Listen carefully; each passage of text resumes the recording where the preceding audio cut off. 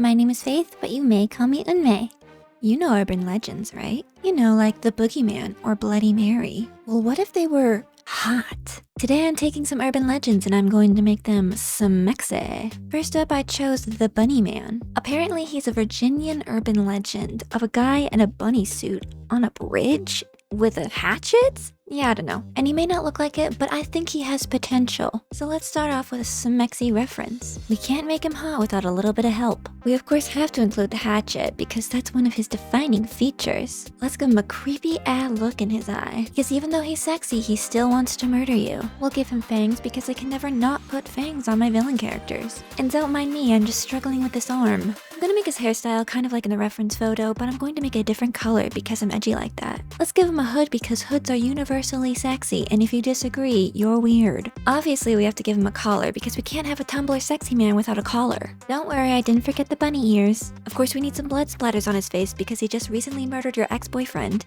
Onto the juicy line work. Lower down the opacity of the sketch and let's get lining. Personally, I really like giving my characters long lashes. I don't know why, it's just kind of something that appeals to my aesthetic.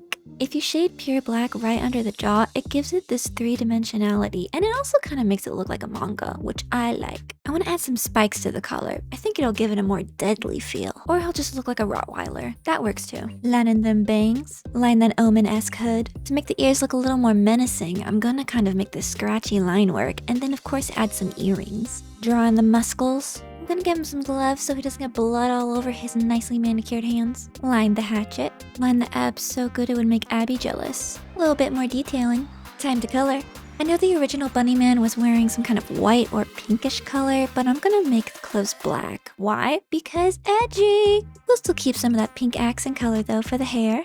Maybe make his gloves purple to complement it. If you want to make the colors a little more harmonious and blend into each other nicely, then I suggest taking an airbrush with that color and brush it over the sides where the colors meet. That way you get a subtle but nice gradient. I said this in my last video, but always shade in the eye with a darker color and then put in some white. It'll just pop so much nicer. To do the eyebrows, I just use the lasso tool and use an airbrush. Add a gentle hue of blush to the skin. Gonna give him some crusty black lipstick. I always give a dark hue to my character's eyes. Off screen I added some pink blood. Later I'm gonna change it to red. And full sleeve tattoos to his arms because he still wasn't edgy enough. Let's paint in the abs with a textured brush. Add a little rim light to the side there. I'm gonna go ahead and just shade in this hood. It's gonna take a while. It's gonna be boring, so I'm just gonna skip ahead. Let's add some light gray so it makes it look like the material is a little more reflective. No, I have no idea what this material is supposed to be. I was just kind of going with it. If you want to paint accurate fabric, don't do what I do. Actually be smart and go look up some material. Fixing the movies because I did not shade them properly. Time for one of my favorite parts, which is skin shading. Sometimes I use a textured brush like this piece, but other times I just use the lasso tool. It depends on how lazy I am that day. I use a mixture of the airbrush and the textured brush to make this nice gradient. You don't have to do that, that's just what works for me. Now, adding some nice highlights to the skin is gonna make it pop a little bit more and look more like skin. Instead of painting in the entire nostril, you can kind of just put a little bit of light color there to kind of suggest that it's there.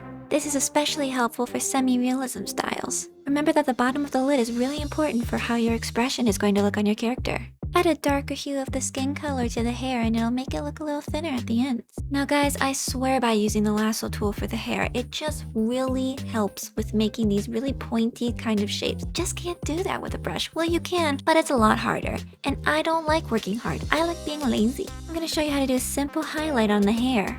Just use the airbrush for a nice curved line across the head, and then you're just gonna wanna cut out sections that you don't need, and then erase away at the top and bottom of the line. Boom, instant hair highlights. Add a nice orangey red to the shadow of the neck. This is called subsurface scattering.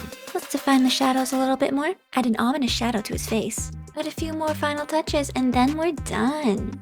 And by done, I mean adding ambient light and shadow, and adding blood splatters and a background. What do you guys think? Did we bae or did we butcher this bunny? Let me know your thoughts. Next up on our list of victims is Kuchisaki Ona, otherwise known as the slit-mouth woman. According to the legend, she was a mistress of a samurai and her husband mutilated her for her infidelity. This is just one version of the story though, and there are plenty of others out there. The important part is that she did indeed have her mouth slit open. And can you even imagine the gum disease she's been dealing with all this time? She's truly an icon. We're not gonna make her mouth as egregious as the actual tale. Sorry to those who wanted to see me draw gore for some reason. We're gonna add the slits in her mouth, but in a cute, trendy way. Let's sketch in her long silky hair. She uses L'Oreal because she's worth it. We're gonna give her a nice red jacket. I read that she's sometimes depicted with one. Sometimes she's depicted with a surgical mask, but we ain't gonna do all that. I skipped the line art for this one because let's just go straight into the coloring. Ain't nobody got time for lines. Get your stanky lines out of here. This character's very pale, so we'll just go for a nice pale tone. And of course her hair is jet black. Peaches, peaches, peaches, peaches, peaches. Shading that sclera,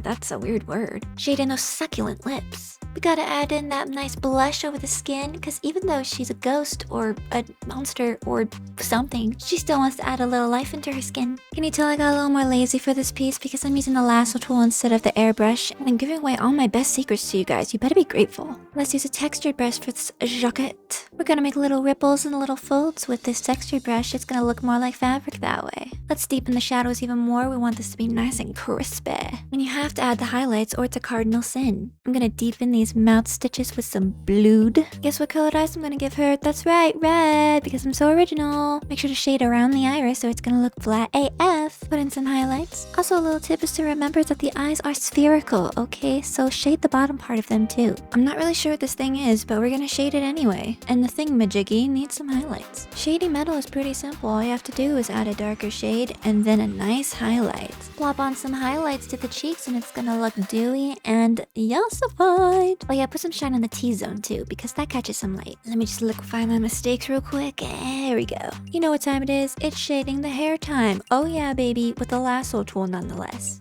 Okay, I think she's looking pretty yassified. We're not quite there yet though. We still have to add those juicy highlights to the hair. With, what is it? Say it with me now. The lasso tool. JK, I'm cheating on my bay a little bit, and I'm gonna use the airbrush method combined with the lasso tool instead. This is gonna make cutting in those hair shapes real simple. Once you do that, add a bloom effect and everything will look nice and fluffy. We're gonna add a second highlight because I can. And once we add in the finishing touches and a background, of course, we're going to be done. Ooh, she's a runner, she's a track star. My god, look at her, she's so beautiful. Why do I feel like a proud mom right now? Go, sweetie, go kill those a-holes that hurt you so badly. So which one do you like better, Kuchisaki Ona or the bunny man? Let me know down in the comments. And remember, if you like this video, be sure to give it a thumbs up, a comment, and maybe even splub splorbing. Bye bye!